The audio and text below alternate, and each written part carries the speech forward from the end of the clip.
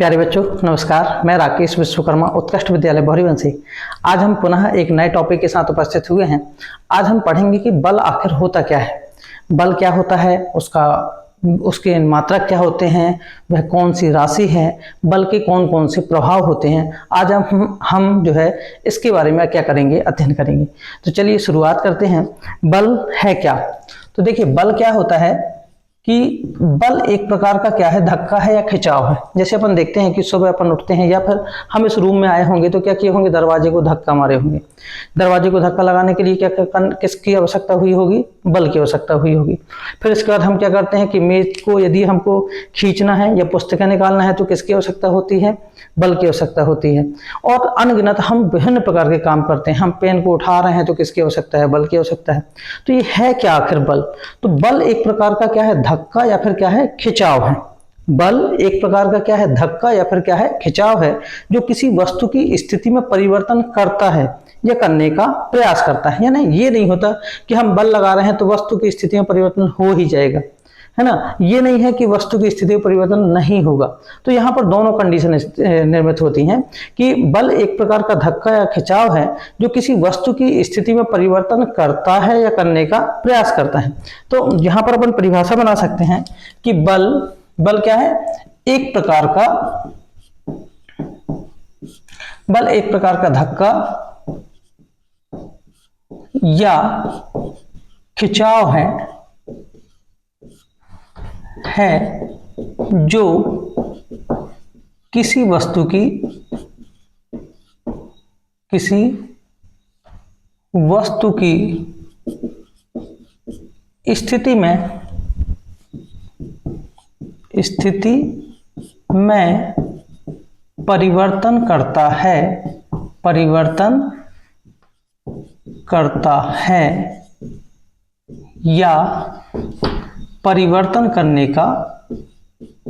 परिवर्तन करने का प्रयास करता है।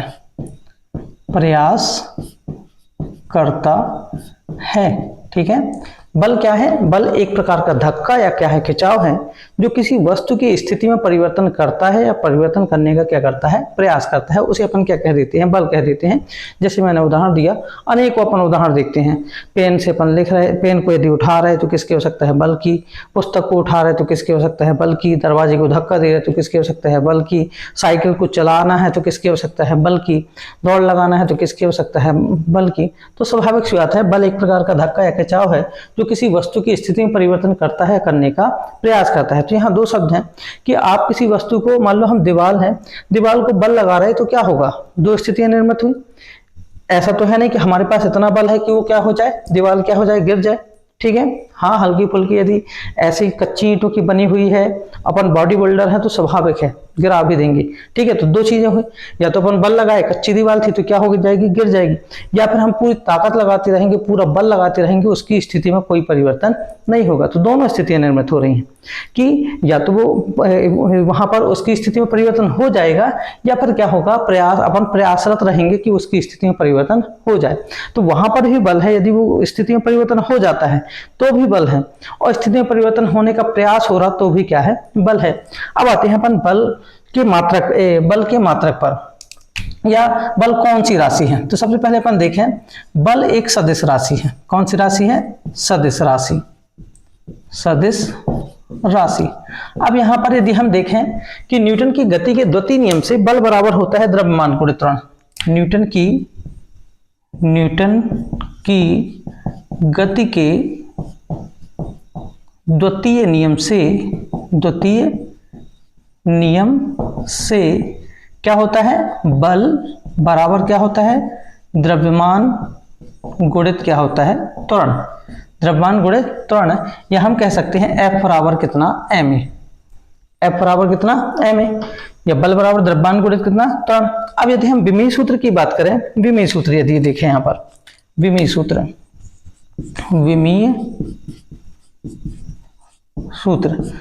सूत्र क्या होगा, द्रव्यमान का कितना होता है, m, और त्वरण का क्या होता है, LT माइनस कितना, 2।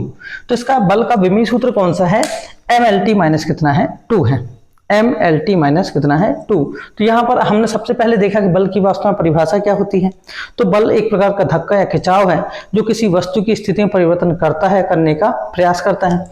फिर हमने क्या देखा कि कौन सी राशि है, पूछा जाता है अधिकतर एग्जाम में, ये पूछा जाता है कि बल कौन सी राशि है। तो बल कौन सी राशि है, सदिश राशि है। फिर इसके बाद इसका विमीय सूत्र क्या है, तो इसके लिए हमको ये फार्मूला याद होना पड़ेगा कि बल बराबर क्या होता है, द्रव्यमान गुणित त्वरण। द्रव्यमान का क्यों किससे दर्शाते हैं, m से। त्वरण का विमीय सूत्र कितना होता है, lt माइनस 2, क्योंकि वेग परिवर्तन की दर, वेग बटे समय, है ना।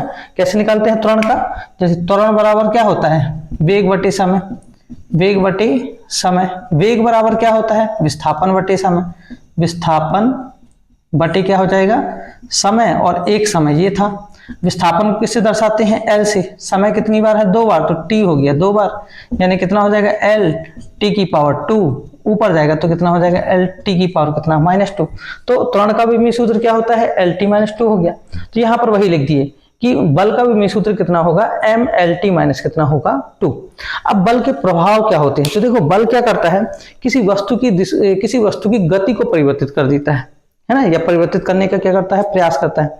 बल क्या, जैसे गति को परिवर्तित करने का, मान लो हम गाड़ी चला रहे हैं या साइकिल चला रहे हैं। अब साइकिल अपन को क्या है, विरामावस्था में है, हम बल लगाएंगे तो क्या होने लगेगी, वो चलने लगेगी, तेजी से चलने लगेगी। यानी उसने बल ने क्या किया, वस्तु की स्थिति में क्या कर दिया, परिवर्तित कर दिया, या उसकी गति में क्या कर दिया, परिवर्तित कर दिया। लेकिन ध्यान रखिएगा, बल की दिशा में, यानी जिस दिशा में हमको विस्थापन होना है, अब यदि हमको इस दिशा में जाना है और हम इसी दिशा में बल लगाएं, तो हमारा इसी दिशा में बल लगाएं तो स्वाभाविक सी बात है वो उसकी दिशा को आसानी से क्या करेगा, परिवर्तित करेगा, और ज्यादा अच्छे से क्या करेगा, परिवर्तित करेगा। दूसरा, बल क्या करता है, किसी वस्तु की दिशा को परिवर्तित करता है। आप लोग क्रिकेट में देखे होंगे सूर्य कुमार यादव जी को, जो अपने क्रिकेटर हैं, वो बढ़िया बल की दिशा का कितना अच्छा प्रयोग करते हैं कि बॉलर आया और बॉल आने के पश्चात वो पीछे की ओर मार देते हैं, यानी वो जो गेंद है उसकी केवल रफ्तार का क्या करते हैं, यूज करते हैं, और सीधे पीछे की ओर हल्का सा बल लगाने पर सीधे कितनी चली जाती है, अच्छा चलिए। तो बल क्या करता है, किसी वस्तु की दिशा को भी क्या कर देता है, परिवर्तित कर देता है। तो इस प्रकार से इसके क्या होंगे, प्रभाव होंगे। अब हम इनके मात्रकों के बारे में देखते हैं कि इनकी मात्रक कौन कौन से हैं। चलिए, बल की मात्रक, बल के मात्रक, देखिए बल की मात्रक यदि हम देखें SI पद्धति में, SI पद्धति में यदि देखा जाए तो SI पद्धति में जो बल का मात्रक है वो क्या है, न्यूटन है। क्या है, न्यूटन, है ना। SI पद्धति में बल का मात्रक क्या है, न्यूटन है। इसे क्या लिख सकते हैं, क्योंकि हम जानते हैं कि F बराबर क्या होता है, m इंटू कितना, A। F बराबर क्या होता है, m इंटू A। अब बल बराबर, बल का मात्रक क्या हो जाएगा, हम यहाँ पर F बराबर, ये क्या है, द्रव्यमान है, द्रव्यमान का मात्रक क्या होता है, किलोग्राम, किलोग्राम। ये क्या है, त्वरण है, त्वरण का मात्रक क्या होता है, मीटर प्रति सेकंड का वर्ग, किलोग्राम मीटर प्रति सेकंड का वर्ग। किलोग्राम मीटर जो प्रति सेकंड का वर्ग होता है, इसी को हम कह देते हैं न्यूटन। क्या कह देते हैं, न्यूटन। यानी यदि कभी कभी परीक्षा में पूछा जाता है कि बल का SI पद्धति में मात्रक क्या है, हम याद किए रहते हैं कि बल का SI पद्धति में मात्रक क्या है, न्यूटन है। जबकि हम ऑप्शन देखते हैं, 4 ऑप्शन, पता चला न्यूटन नहीं है। अब क्या हो सकता है, तो वहां पर हो सकता है क्या, किलोग्राम मीटर प्रति सेकंड का वर्ग भी यह ऑप्शन क्या हो सकता है। ठीक है, तो ये हो जाएगा। कभी कभी यहां पर पूछा जाता है कि 1 न्यूटन से क्या तात्पर्य है, 1 न्यूटन से तात्पर्य, 1 न्यूटन से तात्पर्य क्या होता है। तो देखो 1 न्यूटन से तात्पर्य क्या होगा कि एक बल बराबर क्या होता है, यहां पर फिर से लिखते हैं, बल बराबर द्रव्यमान गुणित त्वरण। अब यहां पर 1 न्यूटन बराबर द्रव्यमान का 1 किलोग्राम गुणित ये क्या हो जाएगा, 1 मीटर प्रति सेकंड का वर्ग। यानी 1 न्यूटन से तात्पर्य उस बल से है, 1 न्यूटन से तात्पर्य उस बल से है जो 1 किलोग्राम द्रव्यमान की किसी वस्तु पर आरोपित करने पर वह उस वस्तु को उसी दिशा में 1 मीटर प्रति सेकंड के वर्ग से क्या कर दे, त्वरित उत्पन्न कर दे या त्वरित कर दे। यानी हम यहां पर परिभाषा लिख सकते हैं कि 1 न्यूटन से तात्पर्य, 1 न्यूटन से तात्पर्य उस बल से है, उस बल से है जो कितने 1 किलोग्राम 1 किलोग्राम द्रव्यमान की वस्तु पर आरोपित करने पर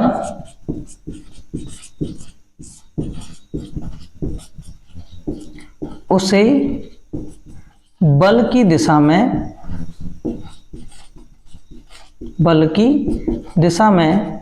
1 मीटर प्रति सेकंड के वर्ग से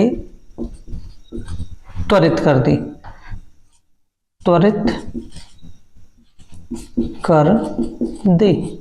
ठीक है।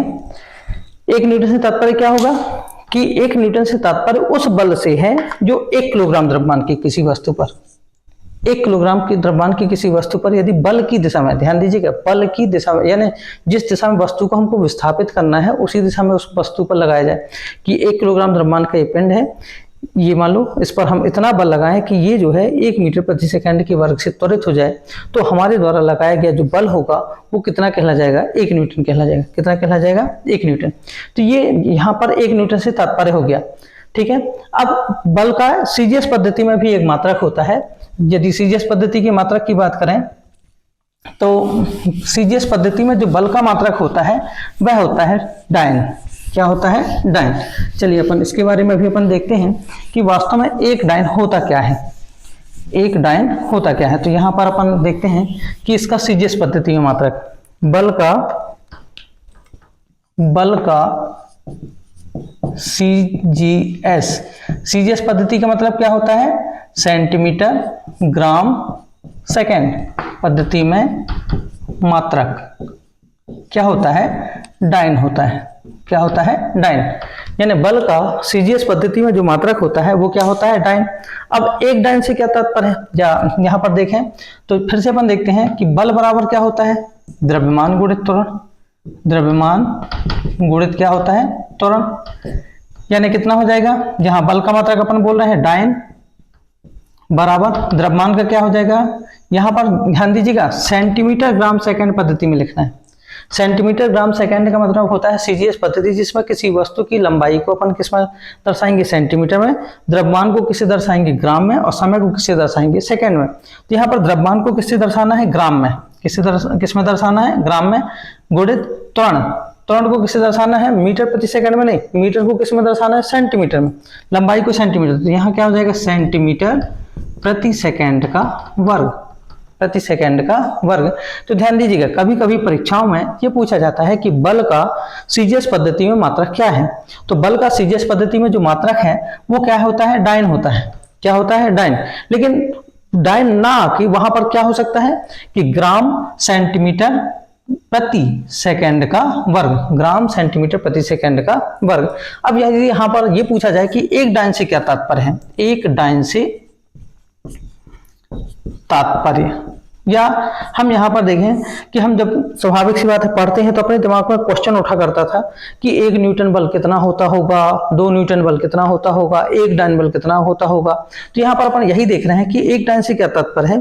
तो एक डायन का मतलब क्या हो जाएगा यहाँ पर कि एक डायन से तात्पर्य उस बल से है, उस बल से है जो 1 ग्राम द्रव्यमान की वस्तु पर आरोपित करने पर उसे बल की दिशा में 1 सेंटीमीटर 1 ग्राम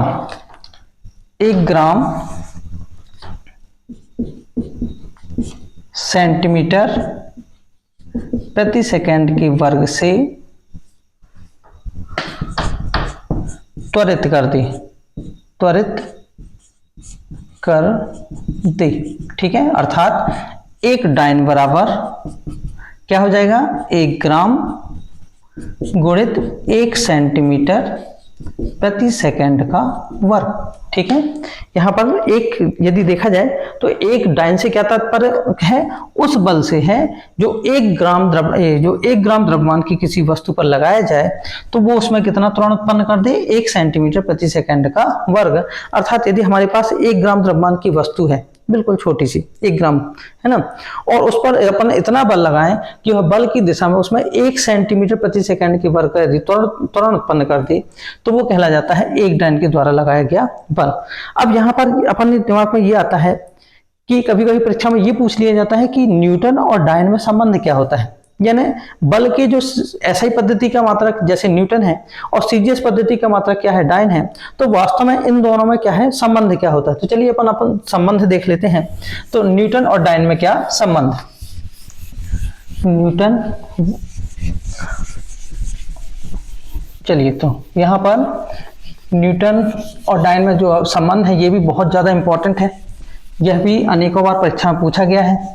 यदि हम 9वीं और 11वीं में देखा जाए तो यह जो है खालिस्तान, सही जोड़ी, जब विकल्प में भी अनेक बार पूछा जाता है। तो यहाँ पर न्यूटन व डाइन में संबंध,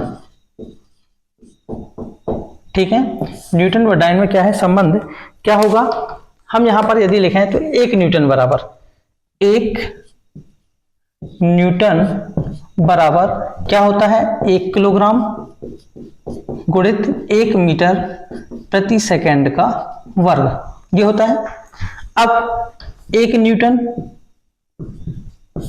बराबर हम यहां पर यदि इसको सीजीएस पद्धति के मात्रक में बदलना है तो वो किसमें होना चाहिए, ग्राम में, किसमें होना चाहिए, ग्राम में। और 1 किलोग्राम बराबर कितने होते हैं, 1000 ग्राम। तो यहां पर लिख सकते हैं 1000 ग्राम गुणित, यहां पर फिर से ये किसमें है, एसआई पद्धति का मात्रक है मीटर, जबकि बदलना सीजीएस पद्धति के मात्रक में है। तो 1 मीटर में कितने सेंटीमीटर होते हैं, 100। तो यहां पर लिखते हैं 100 सेंटीमीटर, और समय तो सेकंड में है ही, सेकंड का वर्ग बराबर कितना हो जाएगा, यहां पर कितने शून्य है, 1 2 3 4 5, यानी 10 की घात कितनी हो गई, 5। यहां कितना आ गया, ग्राम, और यहां पर गुणित सेंटीमीटर प्रति सेकंड का वर्ग बराबर 10 की घात 5। ये क्या है, एक डाइन है, या क्या है, किसका मात्रक हो जाएगा, डाइन का। 10 की घात 5 क्या हो जाएगा, डाइन। अर्थात हम कह सकते हैं कि 1 न्यूटन जो होता है 10 की घात 5 डाइन के क्या होता है, बराबर होता है। ठीक है, 1 न्यूटन किसके बराबर होता है, 10 की घात 5 डाइन के क्या होता है, बराबर होता है।